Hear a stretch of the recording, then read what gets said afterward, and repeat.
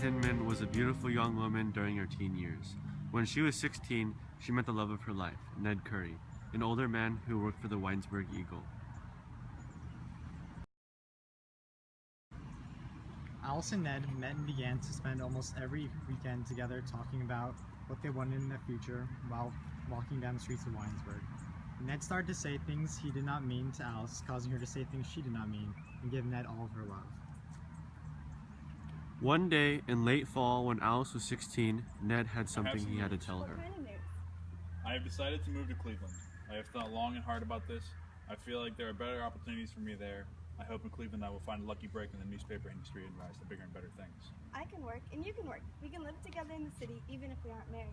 It won't matter. In a large city, no one will even know the difference. You don't know what you're saying. You will not do such a thing. Move with me to Cleveland. As soon as I get a job, I will move back. Here is the best place to unite. The last night they spent together, Ned picked Alice up at her house and they went on a drive to the bank of Wine Creek and they became lovers. Now we will have to stick to each other. Whatever happens, we will have to do that. Whenever Ned was sad, he wrote to Alice. Unfortunately, he did not succeed in Cleveland, so he moved west to Chicago. Ned lived with many women and sadly forgot about Alice.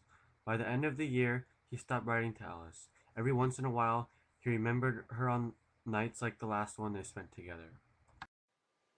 When Alice was 22, her dad passed away and she got a job at Winnie's store.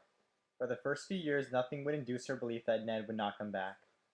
Alice was glad to work. She began saving all of her money to look for Ned and win back his affection. I don't blame Ned for the way I am. I feel like I could belong to Ned.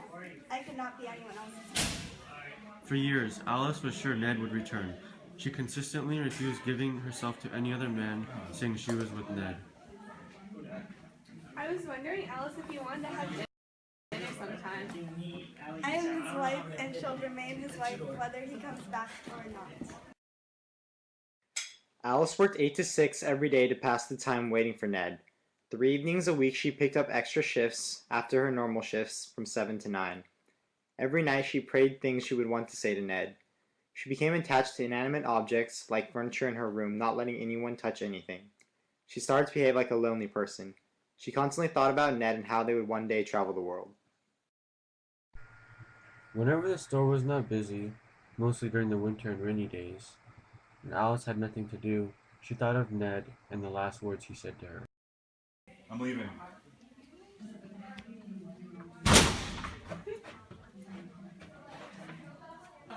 We have to stick together. Oh, Ned, I am waiting. For years after Ned left, Alice would not participate in going to the woods with the other people her age during the spring and summer. After 3 years, Alice put on her best dress and went into the woods. She sat sheltered away where she could see the town and the fields. She feared age, which overwhelmed her. It is not going to come to me. I will never find happiness. Why do I tell myself lies? When Alice was 25, her mother remarried and carriage trained her, and Alice joined the Winesburg Methodist Church. Her mother helped her seek less loneliness. Alice, you should try to interact with more people. My second marriage prevents me from being lonely. I will try to not be so isolated. I will join the church and join the Epworth League's prayer group that meets every Thursday. I am becoming old and queer. If Ned comes, he will not want me. In the city where he is living, men are perpetually young. There's so much going on that they do not have time to grow old. Alice and Will Hurley began to talk from doing the prayer group together. Alice, would you like me to walk you home tonight? Sure, I would appreciate that. Of course I will not let him make a practice of being with me, but if he comes to see me once in a long time, there can be no harm in that. Will walked Alice home almost every night. They walked in silence, sometimes they would touch. He always left her at her gate and never went inside.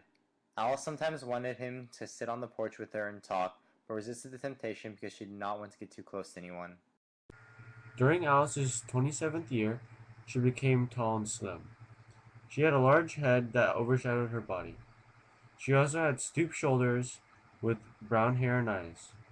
She was not as pretty as she was when she was younger. She was slowly fermenting. Alice became restless. Spending all day at the store, then coming home was not a strong enough distraction anymore. She was not able to sleep. Alice took her pillow and started caressing it and talking to it.